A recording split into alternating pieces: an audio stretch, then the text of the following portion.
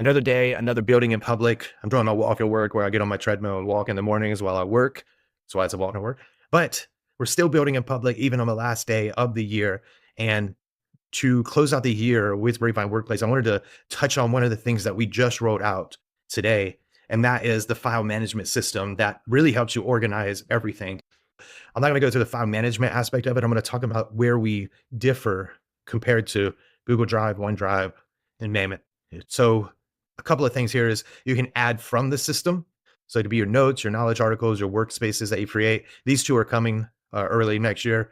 And then you can add a file or a link and it will be saved as a file. Then you can upload your files.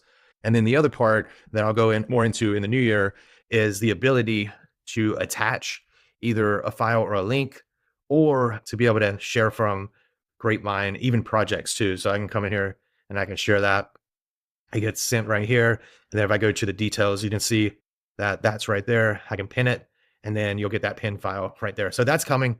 We'll show you a little bit more about that, but let's continue with the differences in our system. Let me type in workplace. Okay, so we have workplace right here.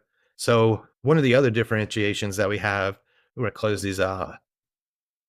And then let's just do a new one where it's going to be digital workplace details. You can see that we have the messages popping up here. Let me go back here, digital workplace details, and then digital, or let's actually just do workplace. And then here we're going to do file name contains workplace. We can change the icon if we want to. Let's just put that there. And then let's create this and see. Could be some glitches here. But now you can see that we have workplace, workplace. So all these are filtering into a smart collection. And it's just making everything in one specific place. And then now if I wanted to take action on everything, I could share, or I could add to a folder, or I could start it, I could download all these, so on and so forth. So that's the other differentiation, is that we have smart collections and we can actually share that with people.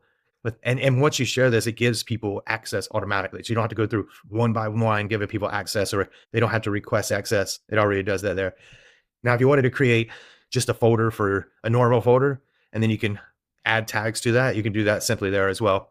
Now, the other part that is different with our file management system is that we have file analytics, and it's not just analytics, but if you click here, you can see like the breakdown, you can see the files. If you click on that, it will take you back there.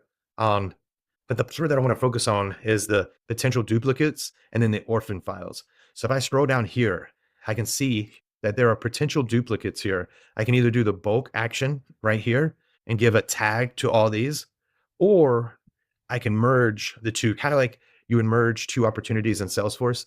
I can either keep the newest version, the largest file, the archive all duplicates, or I can merge these files. And you can even take it further, move to a folder, request team review, which is pretty cool.